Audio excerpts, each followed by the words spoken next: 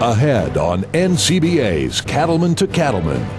On this week's special edition of NCBA's Cattleman to Cattleman, experts discuss the results of the first ever beef industry sustainability assessment. A look at the progress being made towards a more sustainable future. And now, NCBA's Cattleman to Cattleman with host Kevin Oxner. Hello and welcome to this week's special edition of NCBA's Cattleman to Cattleman. I'm Kevin Oxner. Thanks for joining us. Sustainability. It's become a popular buzzword in the beef industry over the last several years. But what does it really mean and who does it impact? Beef industry experts set out to conduct a first-of-its-kind study funded by the Beef Checkoff, analyzing the sustainability of our industry from gate to plate. It's called the Beef Industry Sustainability Assessment, and it's providing some important science-based information about beef production. Today, we're fortunate to have some experts here in the studio with us to discuss some of those key findings. And joining us in the studio is Dr. Kim Stackhouse-Lawson. She's the Director of Sustainability Research and Manager of the Beef Sustainability Research Project for NCBA, a contractor, of course, to the Beef Checkoff. Dr. Bo Reagan. He's the Senior Vice President of Research, Education, and Innovation for NCBA, a contractor to the Beef Checkoff. And Scott George, the current NCBA President and also a dairy farmer and cow-calf producer from Cody, Wyoming. Thank you all for coming to the show and being with us today. Now, before we jump into our discussion, let's take a little bit of time to better understand what sustainability is and why it's important to our industry. It's a first-of-its-kind look at the sustainability of our great industry. The beef industry now has information about our sustainability from cradle to grave. The Beef Checkoff-funded assessment provides a benchmark for the industry to monitor progress toward a more sustainable future. The preliminary results were rolled out in January to industry leaders. Those results show that the beef industry has an exciting opportunity to, for the first time, tell its story of sustainable beef production backed by science. The first ever beef industry sustainability assessment shows progress made over past decades. The assessment measures beef's contribution to the U.S., utilizing environmental, economic, and social measurements.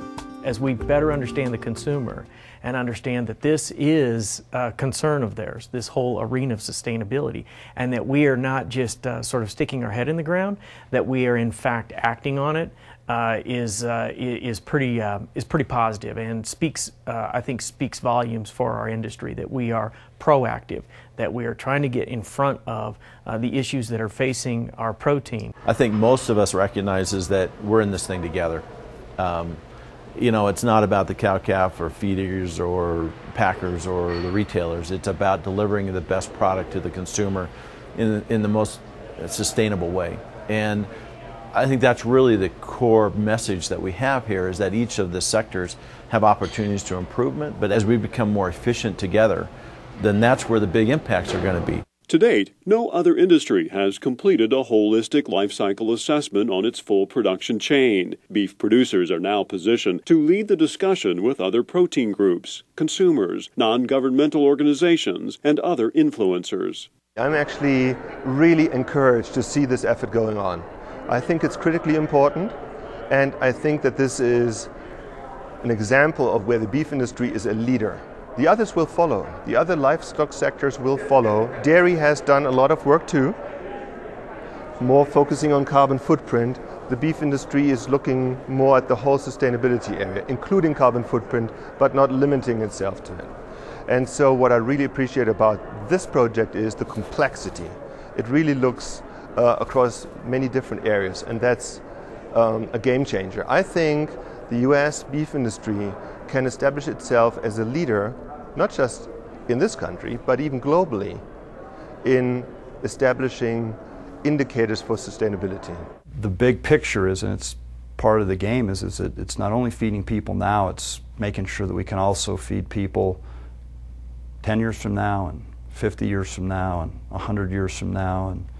And so it's a process of thinking, as Bob Budd, a rancher in Wyoming, says, learning to think at the pace of rocks and mountains while learning to act in our own lifetimes. To learn more about the preliminary results of the Beef Industry Sustainability Assessment, visit beefresearch.org.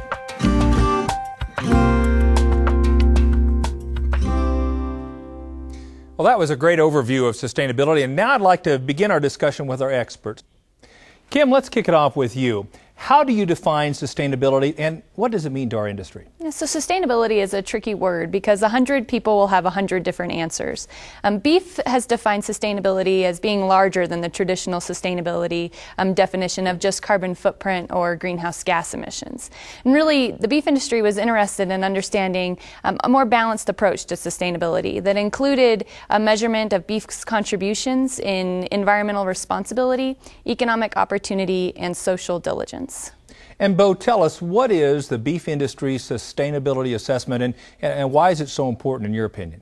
Well, it's so important to us because we know that our global population is growing by leaps and bounds, and we're hearing that by 2050 we need to produce 70% more food than we do today. We believe if we're going to meet that challenge, it's very important for beef to be at the table. We have to be part of that equation. So that's one of the reasons we're doing this assessment study. We're looking all the way, looking at each step of the way as we go from the cow-calf guy all the way to the consumer, so that we can look at the inputs and the outputs there, so that when the study is completely finished, we can go back and see where we can increase our efficiencies along that chain. The other thing people need to understand is this study, as you mentioned earlier, this is the largest sustainability study ever done. We're setting new standards for sustainability, and why that's important to us is that with us being in the global market, we need to be setting those standards. We need to be at the table. We need to be part of that discussion. And we believe with this study, with us setting the new standards for sustainability work, that we will be able to lead that discussion, which is important for our U.S. producers. Now, this assessment, as I understand, was funded by the Beef Checkoff. And Scott, maybe tell us a little bit more about why the Checkoff chose to invest its resources in this assessment. Well, you know, for years the cattle industry has faced a lot of scrutiny. And we've been hearing we need to be more sustainable. You need to be greener. We in the cattle producers have always felt like we have been very good caretakers of the land and the water and the cattle we work with. But we've been viewed as biased because we are producers. What we've lacked is a scientific study there where we literally had the information we could stand up and say, look, this shows that we are being sustainable. Since this affects all cattle producers, irregardless of what sector of the cattle raising business they're in, and because all cattle producers pay the checkoff, we thought it entirely appropriate that the checkoff be used as the funding mechanism to conduct this study, because it will benefit all of us and it will help reassure our consumers. And I guess, you know, I'm glad to hear you say that, because my perception is we have had a sustainable industry. But Bo, why is measuring sustainability so important all of a sudden? Well, you're right. We've made great progress through the years. The issue is that our consumers and our customers today are more demanding than ever. They're asking for more transparency. We will know how you produce our food, but they're also asking us the question, how sustainable is your industry? And so what we need to do is that we do not have the data. We did not have the data. We did not have the database. And so that's another thing that's associated with this particular project. We now have the database, so we can respond with accurate data to not only the consumers, but also to the greatest critics that we have. We have the data to defend what we're saying. And Kim, maybe give us some insight. There seems to be a lot of variables here that factor into overall industry sustainability. How is it even scientifically possible to measure all those variables? Right. So we use what's called a life cycle assessment to measure sustainability. And in its simplest definition, it's just really an accounting system of all inputs and outputs. So that's most tangible to understand when you look at the pre-harvest sectors of our industry. So the packing and case-ready and retail sectors. And if you think about the way that the consumer buys beef, it's in a styrofoam package. So for example, that styrofoam and that plastic would be inputs. So we account for those and then account for those outputs. Now on the pre-harvest side, it's a little more difficult, right? Because we know that there's so much biological variability. So we use dynamic computer models that are based in math and predict weather emissions for every minute over 25 years. So there's equations that then take into account temperature, rain, soil type, maybe grass type. And then from there, we can basically predict those biological inputs like forage growth or cattle growth to understand full chain sustainability. Well, no doubt, sustainability is a complex topic, but you all have done a wonderful job providing some foundational understanding upon which we can build for today's discussion. Ahead on this special edition of NCBA's Cattleman to Cattleman, experts from the pre-harvest and post-harvest side of the beef industry discuss what it means to be sustainable and the importance of sustainability in feeding a growing global population. Stay with us. We'll be right back. You're watching NCBA's Cattleman to Cattleman on RFD TV. This is yours, and so is what grows there. Not theirs or theirs, yours. You need this to fight this and this to grow more this. Because the more of this you feed them, the less this you spend on that, which leaves more of this here. Don't let them take this from you. Chaparral takes care of weeds and brush, and that's that. You're not responsible for the weather, just the cattle. And Rangeland works as hard as you do to deliver performance, production, and profitability. Cattle need consistent nutrition. They'll get it year-round with Rangeland products from Land O'Lakes. Deliver what they need free choice in weather-resistant loose minerals and mineral and protein tubs. Get the most out of your forage. See your Land O'Lakes Co-op for products that will stand up to whatever Mother Nature throws at us. Weather's coming in. Rangeland. Consider it done. New Holland is smart for the way you farm. And New Holland round balers are smart for the way you raise cattle. By focusing on making the densest bale possible, New Holland round balers pack more into each bale, saving you time, fuel, and money. Now that's smart. We can also match your feeding requirements with a variety of bale slicing, cutting, and wrapping options to help maximize your time. Plus, with models designed specifically for silage or specialty crop harvest, New Holland gives you the power to make smart choices to fit your farm or ranch. You work hard to get the most out of every hay season to benefit you and your cattle. From mower conditioners to balers and tractors, New Holland has the right solutions to help you make quality hay and forage for your cattle operation. Visit your New Holland dealer to learn more about the complete lineup of New Holland equipment, in addition to all the benefits available to cattle producers.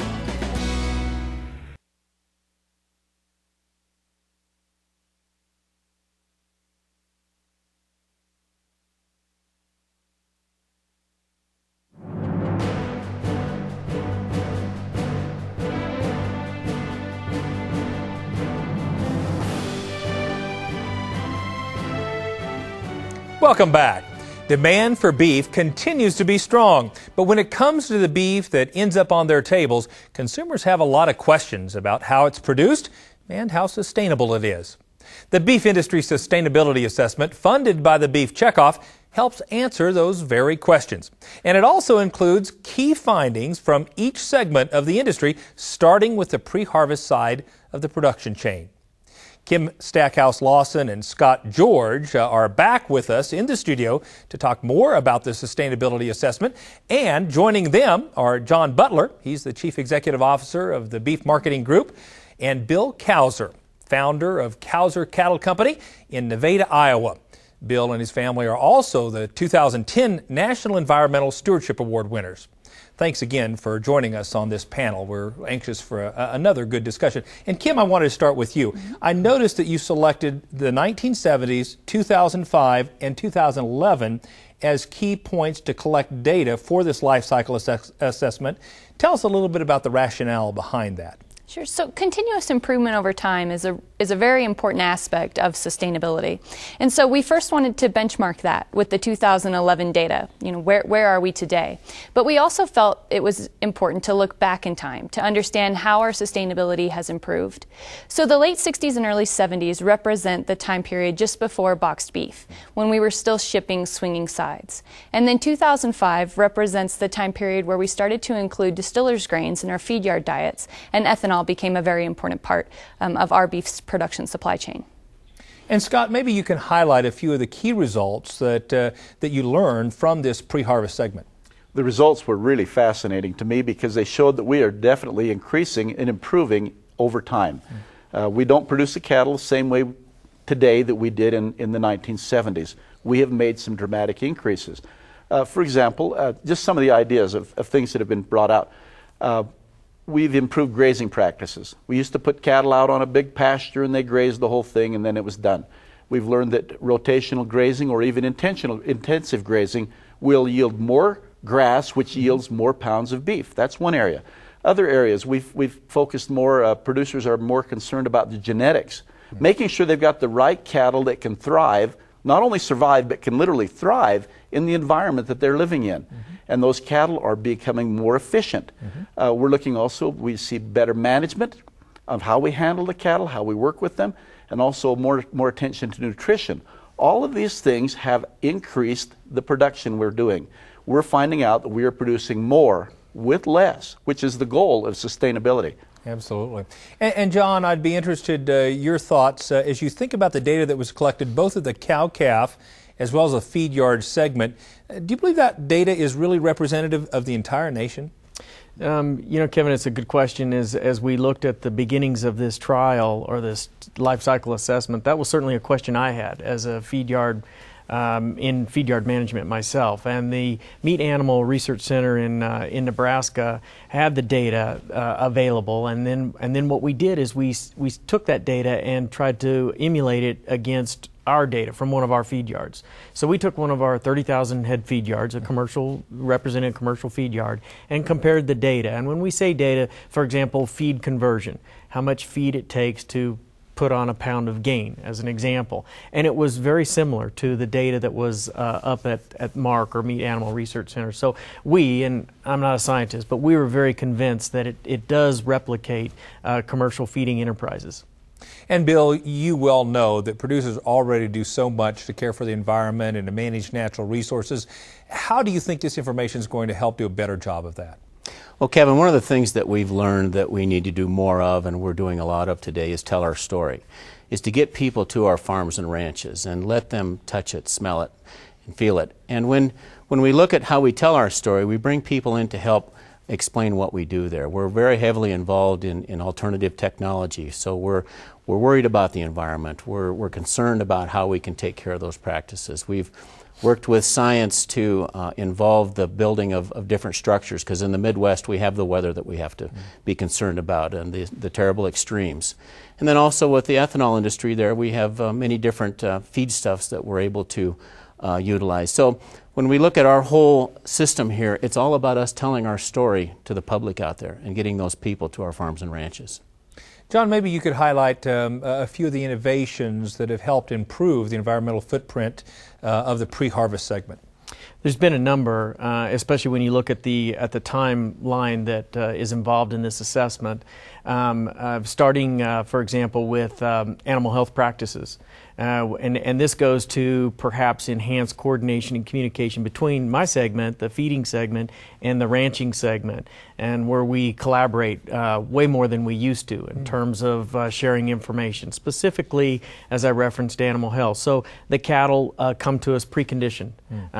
That's a relatively, it's not that new, but in the time frame we're looking at, there's a much higher percentage of cattle that now are preconditioned and fully weaned before we get them in the feeding segment, which makes a healthier animal, a more efficient animal, and so on. The genetics is another good example where we've been able to share information on how cattle perform and really capitalize on the best genetics and replicate that. So we have, again, a more efficient, higher quality, more consistent product that we can provide for the consumer.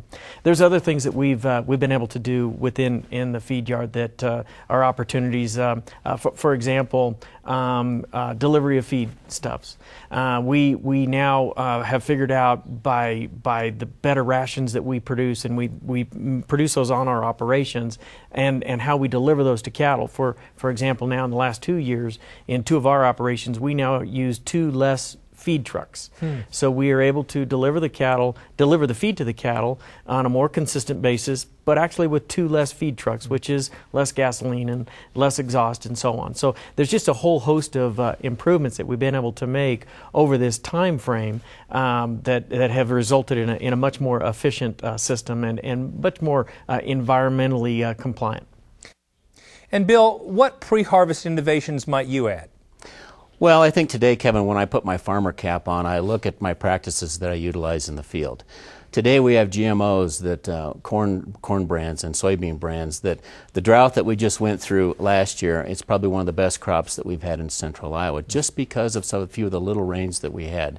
We look at some of the bug problems that we've had over the past few years, and today we can control them with much less different things, or it's GMOs that are put into that, so we no longer have to handle that as humans. We look at manure management.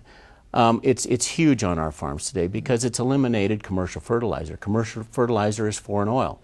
And when we take those natural nutrients back to our farms and our fields, and we look at what happens with the yields as they come up because of that natural cycle that goes on, we're just on the cutting edge of becoming better with IFS programs and planter systems to feed programs that we're developing through the renewable fuels industry.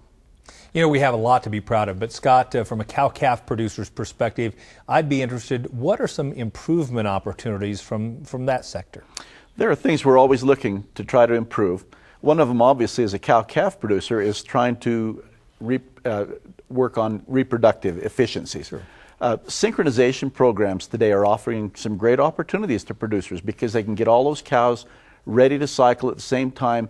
You get a more uniform calf crop. We're focusing on getting a greater conception rate. All of those things make us more efficient. Another area that we really have an area to work in is on how we handle our cattle. Research keeps telling us that consumers really want to know about how the animals are handled and that they're handled well. We've developed through the Checkoff program the Beef Quality Assurance Program, and for the dairy producers, the Dairy Beef Quality Assurance Program. That program has been devised with the input from cow-calf producers or producers themselves, veterinarians, animal handling specialists, and it's a voluntary program that we as producers can participate in, learning the best techniques, the best way to handle our cattle, the best management practices that are available for us today. And this is something that all producers could do on their own. And this is reassuring to the consumer when you say, you know, I'm BQA certified or I'm Dairy Beef QA certified. I'm following the best practices that are out there. It's a great point. Kim, what additional insights would you have from a cow-calf perspective? Well, I think the point that Scott just raised about becoming BQA certified is a really important one because animal welfare is actually the #1 sustainability concern. But really the pre-harvest sector and the post-harvest sector has just done a tremendous job, and everyone should be very proud of the improvements that we've been able to achieve in such a short amount of time. On the pre-harvest side, there is a gap in the research, and that gap is centered around what we refer to as biodiversity, or really those very complex interactions of grazing and wildlife and open space, and how the rancher really contributes to that. And sustainability is really in its infancy in terms of research, and certainly life cycle assessment is very young too. And we haven't necessarily figured out how biodiversity fits into that equation. So that's going to be very important research going forward, and something that we're working on right now with the research team. Very good. And John, from the feedlot sector, what might be some opportunities for improvement looking forward? Well, pick up on what these two have said. The BQA program is very prevalent in the feed yard sector as well. And in fact, there's systems out there that allow us to measure, to actually validate that these best management practices are being adhered to. So once you get that, you can improve from there. Once you put a line in the sand and you measure that, you can then identify strategies and objectives to improve. And the life cycle assessment has really forced us down that path. And there's a number of programs out there that will allow that to happen, allow you to take that beef quality assurance initiative to the next level. So we're very excited about that. There's always in the feed yard sector, there's always ways that we're looking at for enhancements. Examples might include the feed that we deliver to the cattle and how we can make even a more enhanced, nutritionally balanced feed stuff for the animals. And there's opportunities there with better utilizing resources that are available to us. Another area that we're looking at is where we actually bring the cattle to our operations from. If we can shorten that distance, then of course, you've made a less impact on the amount of diesel that's used to move those cattle from one operation to the next. So there's a lot of opportunities for us to improve, but the main thing in this that is so valuable to us is putting a line in the sand to establish where we are today. And I appreciate the pat on the back that we've done good so far, but really our challenge is where do we take it from here and how do we keep that trend moving forward? That's a great point. And, you know, we've talked a lot about production and efficiency. I guess, Kim, I'd ask you, how do you scientifically measure the social impact? So that's a great question. And when we add social diligence into the sustainability equation, it really allows us to understand beef's contributions to communities. So a few examples of how that was included with quantifiable numbers are things like occupational illnesses and accidents, food safety, and animal welfare. So it really allows us to bring a quality of life aspect into the sustainability conversation.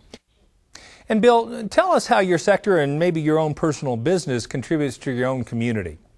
Well, Kevin, everyone watching this program today is very excited about their own personal communities. And when you look at ours in Nevada, Iowa, we have an ethanol plant there. It's also produced seed production there, and we also grow crops.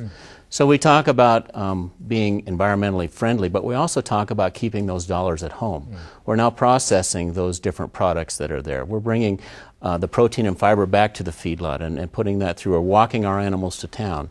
We're also selling some grain. And when we look at the communities that we're involved in, all those tax dollars and dollars go back to our communities as far as the fire department, the teaching facilities, and our roads. So when we look long term, we're renewable, we're sustainable, we're environmentally friendly, but we're also profitable. And what that's allowed us to do in our communities is bring our sons and daughters back home today, and to carry on this tremendous tradition that we have and let them figure out how the future is going to go and build on this study as we go down the road. I would say that's a pretty big societal impact. And John, what might you add? You have a little different type of operation in a little different part of the country. How do you contribute to your own community? Similar attributes. I guess we really do focus on enhancing the communities in which we operate, and it varies from making sure that we purchase the farming produce and products that we can from those operations local, and we sort of have a goal within 25 miles of each of our operation. We try, example, to buy all the corn that's available because in our farming operation we can't produce enough to feed the cattle. So we actually focus on supporting that local farmer and having a market for that product that comes into our operations. In addition, we're very involved in the communities from an employment standpoint. Our operations are pretty significant, and we're very involved in employing the personnel that's available in those communities, and it's an interesting. We have very low turnover with those local type of individuals because there's a commitment that goes both ways. I don't want to give the impression that we're the all end all. It goes both ways. They like to work in the local communities, and we have an operation that allows that to happen and really allow that sustainability to happen in that community and be solid. And Kim, let's talk next steps. What are the next steps in terms of research from a pre-harvest standpoint? So the most important next steps will be collecting regional data so that we can have regional sustainability assessments across the U.S. And the reason for this is simple, right? So cattle production is different in Florida than it is in northeastern Washington or northwestern Washington. And Scott, let's think about the future from your perspective. Do you think this will be repeated, this study will be repeated in order to fundamentally track our progress over time? This study would have to be repeated again. Like Kim mentioned, we've looked at the 1970s, 2005, 2011. We've got to continue to see that we're making continued improvement. And the only way to do that is to conduct the study again. And so, yes, it will obviously be repeated. Well, there's a lot to be proud of, but clearly some improvement opportunities that we all have from a pre-harvest standpoint. I really appreciate your insight. We have to take a quick break, but when we return, we'll engage in a discussion with experts who are involved with the post-harvest sector of the beef industry. Stay with us. You don't want to miss it.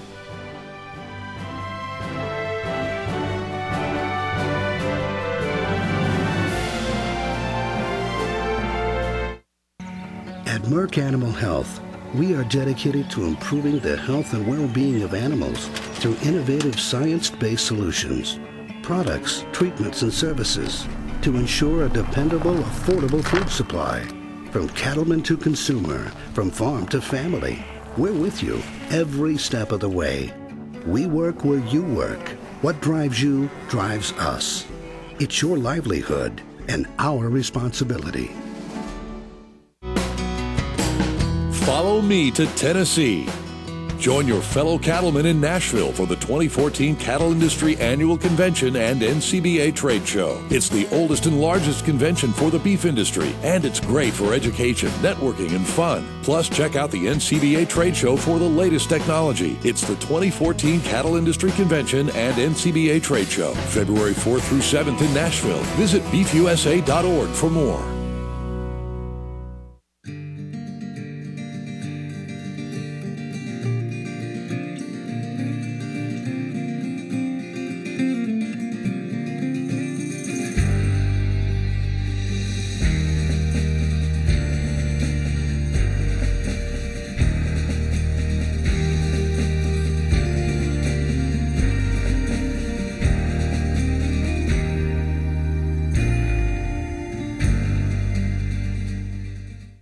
When it comes to versatility on your operation, nothing beats a John Deere D-Series skid steer.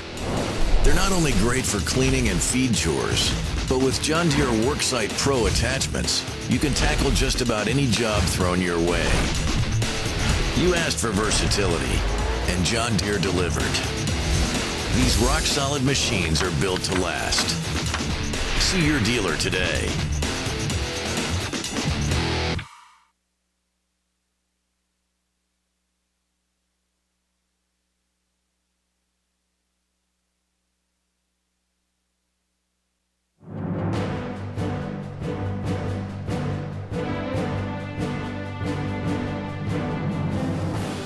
Welcome back. We're learning about the sustainability of our great industry. We've talked with experts about what sustainability means in the pre-harvest sector, and now I'd like to turn it over to the folks from the post-harvest side of things.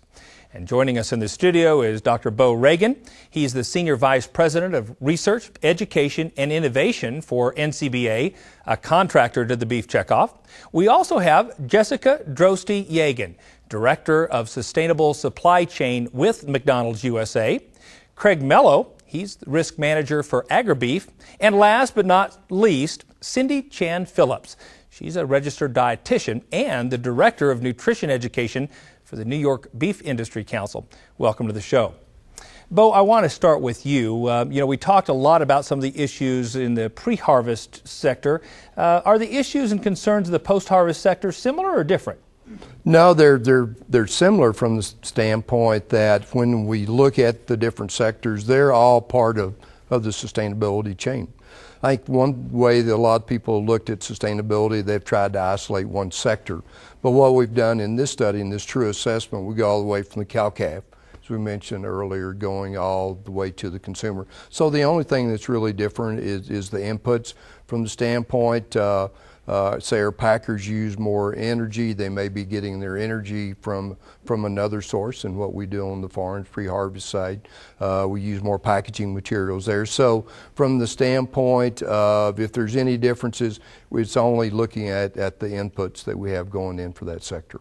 And Craig, maybe you could share specifically what kind of data was collected. Well, no stone went unturned through this process. I was really surprised by the amount of detail and that took place through this data collection process. Being directly involved, the typical wastewater, air emissions, water emissions, or some of the key indicators. But we went to the level of looking at how much adhesive went into a box, or actually how many sheets of toilet paper are on a roll of toilet paper. It's just an indication of the level of detail that went into this. And Bo, maybe you could share just a few of the highlights of the results relative to the post-harvest sector. Well, we looked at the last 7 years from 2005 to 2011 on the post-harvest side, and we really saw some significant changes there, from the standpoint of energy, from the standpoint of water emissions. And one of the big ones that really caught my attention was from the standpoint of transportation.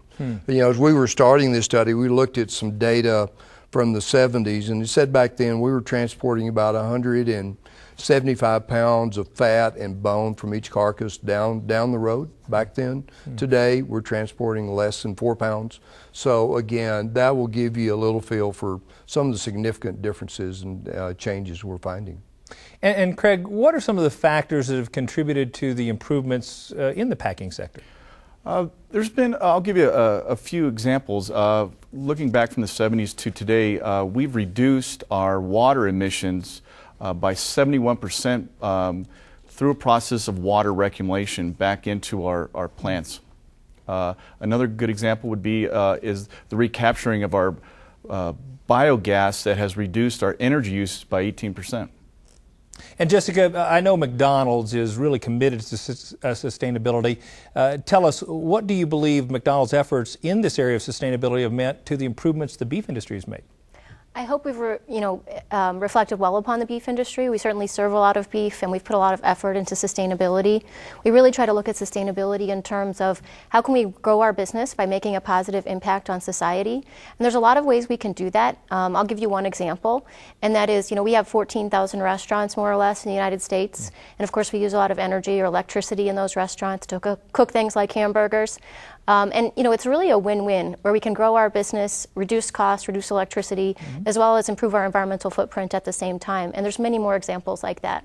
Well, and maybe you share some more of those. I'm interested, why is this so important at the food service sector? It's really critically important to the food service sector. I mean, this is really about serving food, right? And we have to have food. Ray Kroc really built McDonald's on the foundation of what he called the three-legged stool. The corporation, the franchisees, and the supply chain.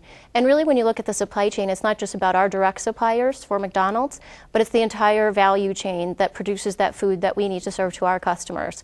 So when we look at sustainability, it's really about the future strength and viability of every part of that value chain back to the farmers, to the processors, and everybody in between.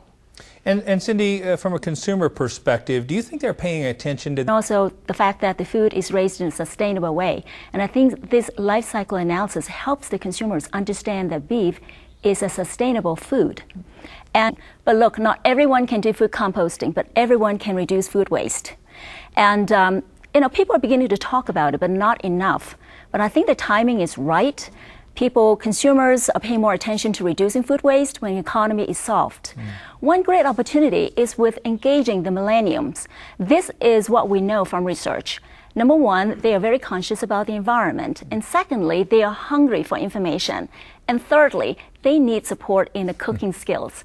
As interesting enough is, according to the Dietary Guideline for Americans 2010, improving cooking skills can be one way to eat healthier. So improving cooking skills can be good for your nutrition as well as reducing food waste as well. I want to mention about my fellow food and nutrition professionals. I want to encourage them to bring awareness, to promote reducing food waste at the household level as part of their nutrition education interaction with the consumers. That's a great recommendation. But one last question. How does this work position the beef industry in comparison to other food chains in regards to this topic of sustainability? Well, I think it positions us very well because, as we talked earlier, this is a game changer for sustainability work. If you look at what a lot of the other industries have done, the total focus has been on the environmental side. Where here we've talked about the environment side, the importance of economics, and then we also have the social side. And the reason we did that, as we've talked to stakeholders, what we're finding is that the old definition of sustainability was totally focused on environment. They've moved beyond that now. They're interested in socially what we're doing there. They're certainly interested in the economic side. So again, this is a game changer, and we're really proud that we did study and we're moving forward. Well, I appreciate your insight. This really demonstrates the comprehensive nature of this study. When we return, we'll have some final thoughts from each of our panelists regarding sustainability. Stay with us. We'll be right back.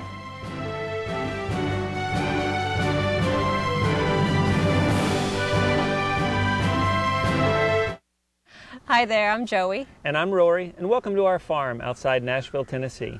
When we go to work, whether it's on tour or here at home, we wear the West. That's right. Whether it's that perfect snap shirt or that perfect pair of boots, when you wear Roper, you wear the West. Learn more about us, Joey and Rory, and about Roper Western Wear at eroper.com.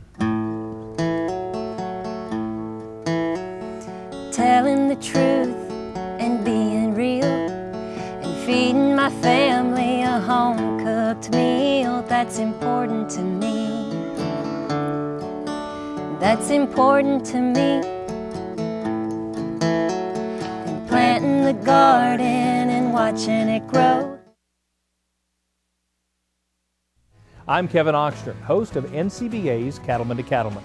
Check us out at cattlemantocattleman.org or on Facebook and Twitter.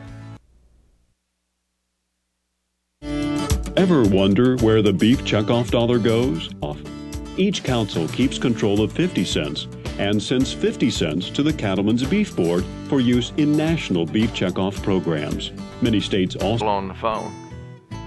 Yeah, I know he really isn't worth much, but Ma got plumb upset. Seems around the ranch he's made himself a star. Nah, I'm not really worried, but you know the way she carried on, I better find him. You know how women are. Well, I phoned all the neighbors and I backtracked to the camp and I've called for him, and my throat is sore, and you know, I really wouldn't bother, but you know, I like the little cuss. Just a minute, Joe. There's someone at the door.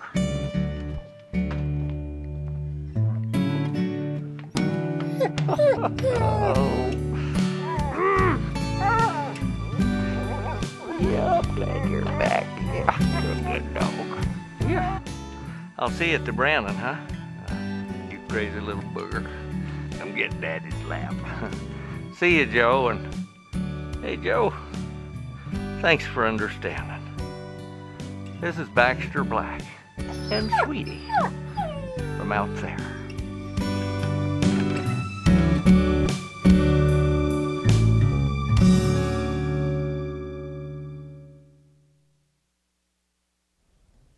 Thanks. Improve our sustainability. Well, I really feel like that technology has played a key role, especially in the time frame that we've looked at. And technology from every segment, whether it be farming and the crop production and how we've been able to advance there, up to the cow-calf operation and how the genetics have played a role. That probably is the one for me around technology that has really advanced our industry in this area of sustainability. And do you think sustainability is here to stay? I really do. You know, I don't think it's a trend. I think it's here forever. When you look at the pressures we're receiving from the consumer to know more about the food they're consuming, specifically the protein, where it comes from, how we, as caretakers of those animals and of that land, are responsible. There is a certain need for that, and that falls into this whole definition, this whole arena of sustainability. So once you get into the consumer marketplace, I really feel like that you put a stake in the ground and it's here for long term.